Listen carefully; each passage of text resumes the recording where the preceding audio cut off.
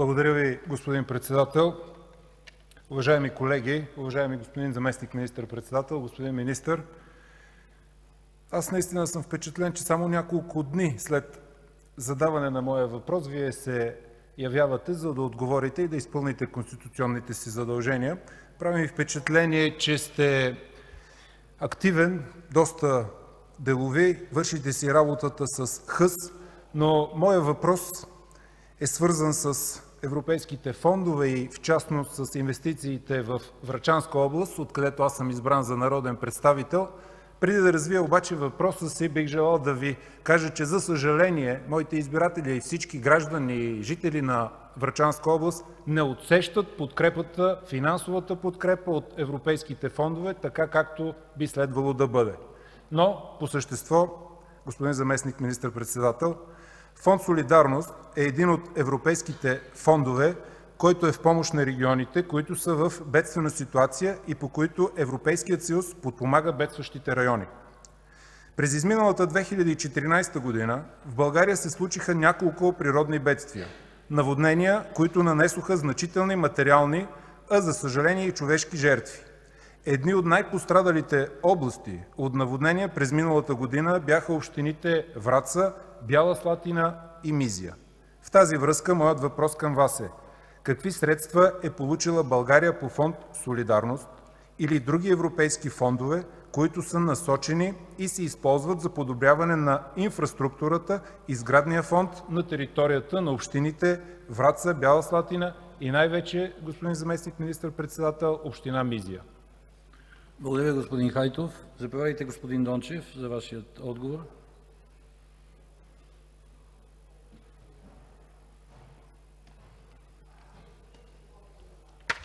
Уважаеми господин председателстващ, уважаеми дами и господа народни представители, уважаеми господин Хайтов, благодаря Ви за добрите думи.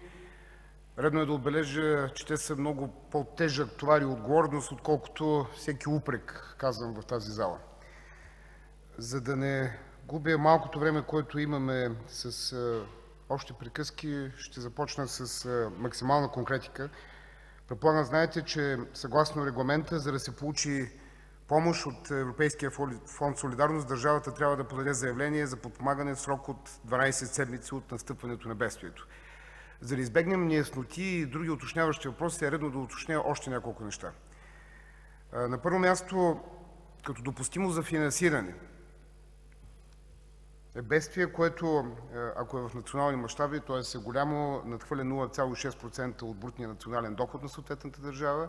Ако има статут на регионално, 1,5% от брутния вътрешен продукт на съответния район за планиране, става дума за единици над 2. И още едно уточнение: самата формула, по която се определя как се отпуска финансирането, като правило финалната сума за подпомагане се определя като се вземат 2,5% от преките щети до прага. Конкретно прага за България е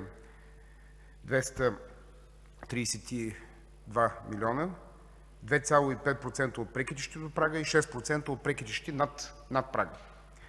До момента България е подала 3 заявления за подпомагане.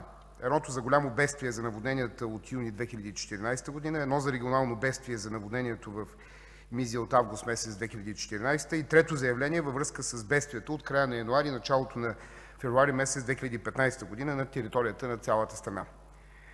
През август месец 2014 година управляващият орган на Оперативна програма „Регионално развитие” като национален компетентен орган за управлението на средствата от Европейския фонд „Солидарност” за България подаде заявление за подкрепа от фонда във връзка с наводненията от 19-23 юни 2014 година. Заявлението е одобрено на 10 октомври. Решение за отпускане на помощта в размер на 10,5 милиона евро е от 23 март тази година, изчислено по формулата, която коментирах преди малко, като тя е предназначена за покриването на част от спешните мерки за справяне с последиците от бедствията.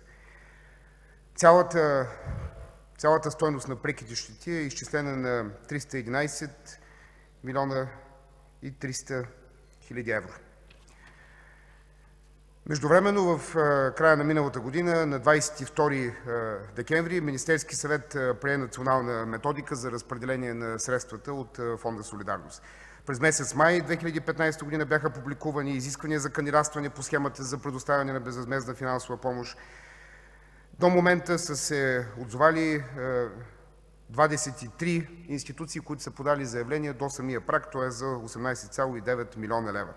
Като индикативният срок за сключване на договорите тече към момента. Очакваме те да бъдат сключени в рамките на месец май.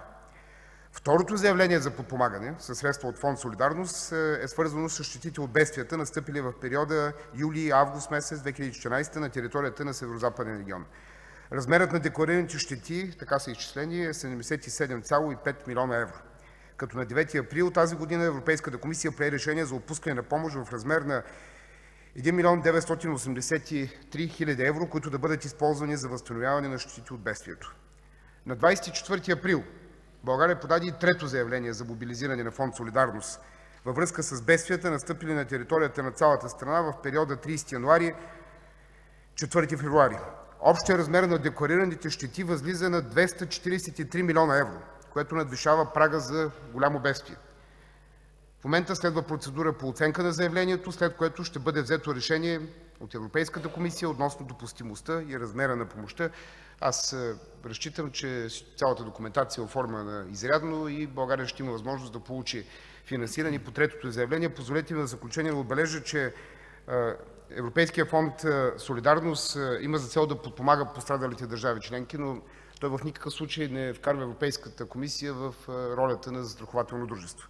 Това е само помощ, която не може да измести помощта, осигурявана от държавата, както и всички други форми на подпомагане и финансиране. Благодаря. Благодаря Ви, господин Дончев. Господин Хайтов, заповядайте за Вашата реплика.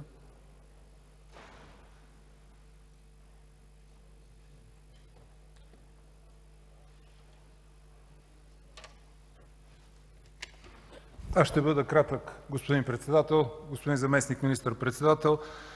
Наистина има спорни и безспорни неща. Безспорно е, че тези общини се нуждаят от помощ и подкрепа. Това, което е направено в административен порядък и ползване на административния капацитет на Вашата, бих казал, малка администрация, е добре, позитивно е, но ние всички се надяваме, че тези средства най-после ще стигнат до бенефициентите, до общините, за да има нещо реално свършено, защото, вярвайте ми, хората наистина се притесняват при най-малките валежи на дъжд и при най-малките катаклизми, че отново ще се повторят събитията, които станаха факт през август месец миналата година. Между другото, споменахте, че Фонд „Солидарност” е в подкрепа на страните от Европейския съюз. Едва ли е необходимо на Вас да Ви казвам цифри и факти, но искам да Ви обърна внимание, че една Сърбия, която не е член на Европейския съюз, е получила около 9 милиона евро, а ние, България, една значително по-малка сума, което говори, че Вие като ръководител на този екип и на тази администрация може да положите още усилия, за да достигнем до възможните финансови капацитети и помощ, която, няма спор, полага ни се. Благодаря Ви. Благодаря Ви, господин Хайтов. Господин Дончев, дуплика.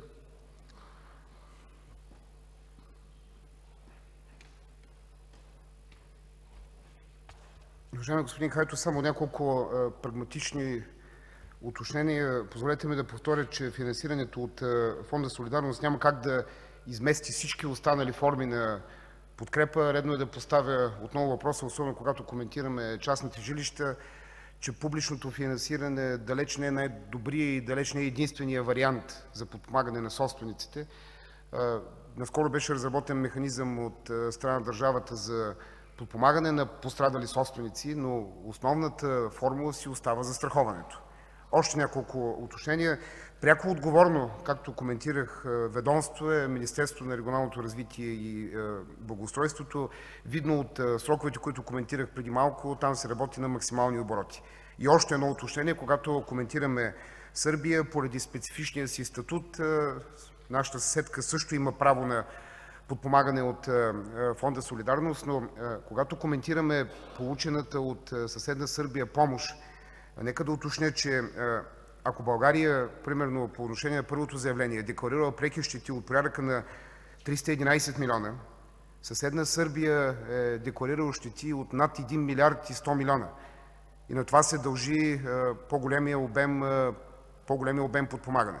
Според направеното от съседите ни заявление, там щетите наистина са с много голям обем. Благодаря.